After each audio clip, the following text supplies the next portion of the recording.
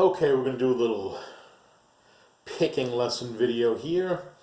Talk about alternate picking, economy picking, all that sort of thing, pick control, angle of your pick, mechanics, things like that, to help those who are working on their picking. Just some examples and exercises to get you going. No one needs to see my stupid face during this, so I'm just going to keep the camera focused on the guitar. And so let's get going. Alright, so first things first. A couple things about alternate picking or economy picking. You could take a simple 6-note phrase like this in a minor scale position. Okay, and that is 6 notes, obviously, up and down. You could either hop over the string as you cross the string from the A string to the D string. You could either jump over the D string and come back up with an upstroke, which would be strict alternate picking, or you could do like I do, an economy pick. I'm an economy picker. I do strictly alternate pick certain things, not everything. Quite a bit of my picking, especially scalar runs, and when I cross strings, is a downward economy movement. Instead of jumping over the next string and coming up with an upstroke, I continue downstroke. I let the pick just drop to the next string and do it that way. You can try it both ways. Some people like it both ways. Some people are strict with one or the other. Different guitar players do it differently. Some of my favorite players, Paul Gilbert, is pretty much a strict alternate picker. He does hop over the next string when he crosses strings. Other players, Yngwie Malmsteen, use some blended form of economy picking, legato, and alternate picking. So anyway, so let's take that 6-note phrase and let's show you how to practice that. I'm going to play it very slowly. I'm going to play it using economy picking, and I'm going to give you the strokes as we go. So start on the 12th fret of the A string, that's an A, and just play through the first 6 notes of the A minor scale.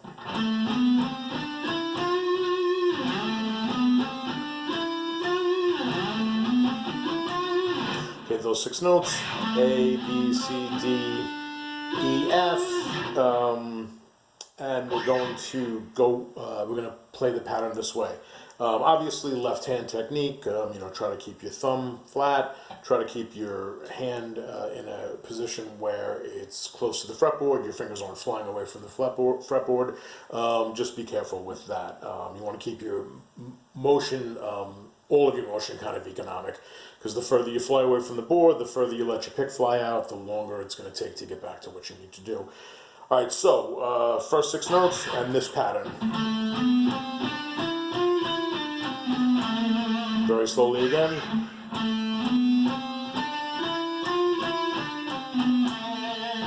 Okay, so for, like I was saying, when I play with economy picking, it's going to be down, up, down, down, up, down, up, down, up, down, up. If you were to play it strictly alternate, you would play down, up, down. Now when you go to the cross to the D string, you come under the D string and come up with an upstroke. I prefer economy picking, so I do it like this.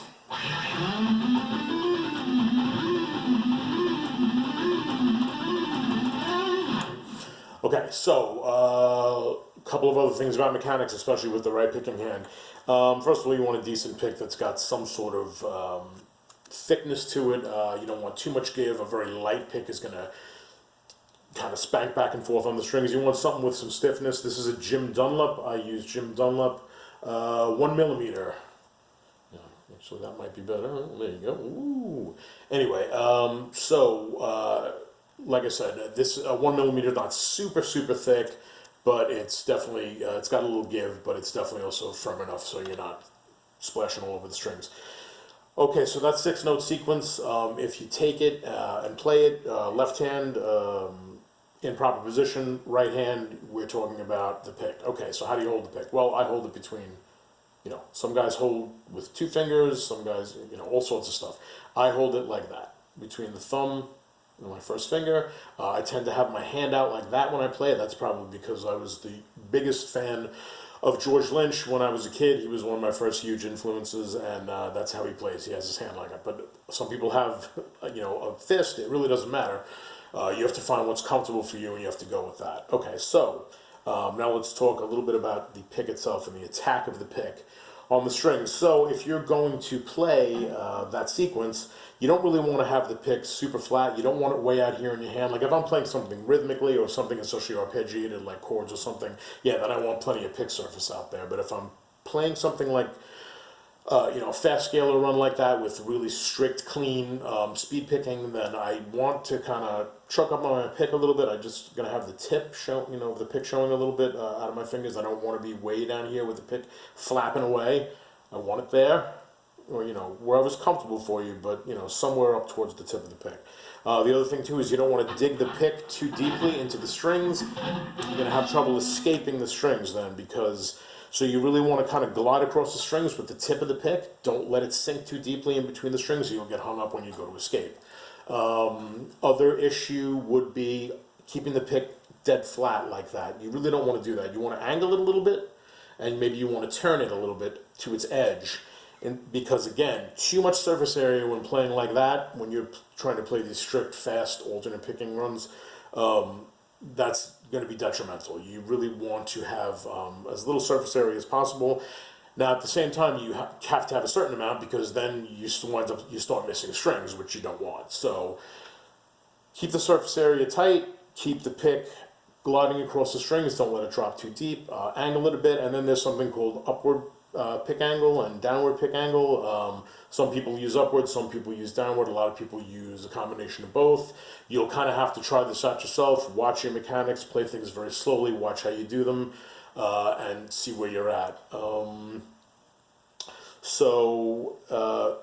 Pick not too deep, turn a little bit to the side. I happen to be more of a downward pick slanter. I do a little bit of rotation when I move through stuff, but generally I want to kind of angling down. Some people will angle up. Whatever it is, you want a bit of an angle, because you don't want that pick so flat that you're just hitting so much surface area. All right, so again, we'll play that real slow and then speed it up. So again, I'm going to play it the way I like to with my downward pick slant, my mechanics. Pretty much these are universal mechanics, but you may want to experiment. Certain things may be more comfortable for you personally, and there's nothing wrong with that. Finding what works for you is an important thing. Okay, so let's see. So again, we're starting on the A, so it's a down, up, down, down. Now that's the economy. Down, up, down, down, up, down, up, down, up, down, up. All right, so that's it slowly. So again, slowly. Now let's work it up to speed.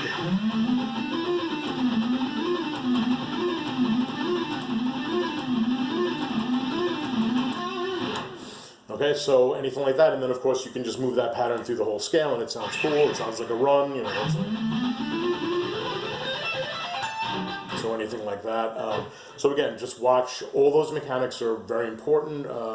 Take it real slow at first and build up the speed. Obviously, can't go wrong with the metronome. So make sure you have one and use it. Start slow, build up your speed.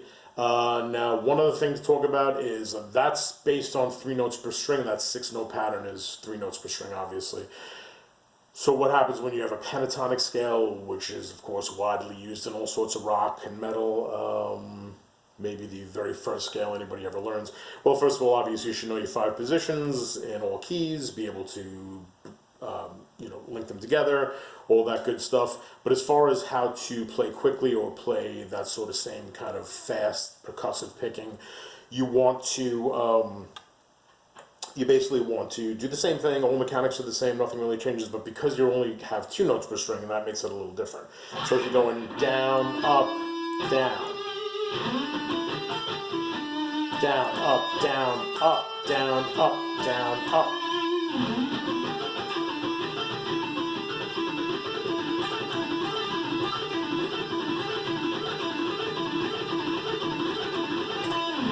Okay, so again, you're basically doing the same thing. There really isn't any big change here, except you do have to get very used to it only being 2 notes per string, which changes things up. Obviously, The pick strokes up and down change because you've only got 2 notes per string instead of 3, but by the same token, it's not really that much different. And again, all the same things. Don't dig your pick in. Don't don't expose too much surface area. Keep it tight. Keep it clean. Obviously, if you're playing, with distortion, with a rock sound, you also want to watch your muting because just simple palm muting will keep, because if you don't, then it's going to wind up sounding sloppy, ringing strings. So keep it tight. Keep this hand here across the bridge, without dipping your Floyd Rose if you have one. Anyway, so do that to keep it tight and keep excess string noise down and that sort of thing. So one more time with the pentatonic, and also you can work patterns into this. You can work patterns into the 6 note per string, 2 note per string. So say you have a pattern like this.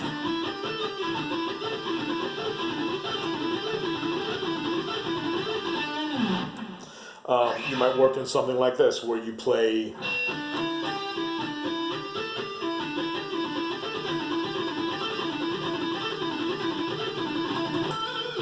so you're playing 1, 2, down, back there, and then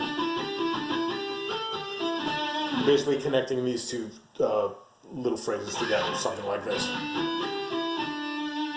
And then so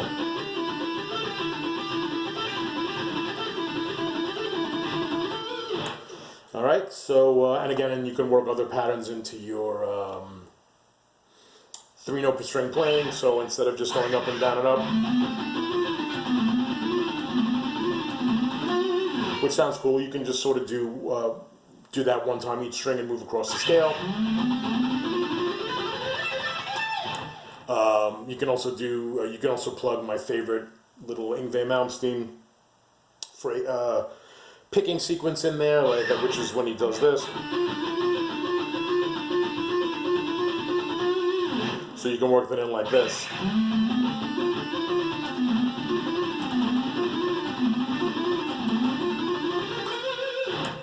All right, so anything like that.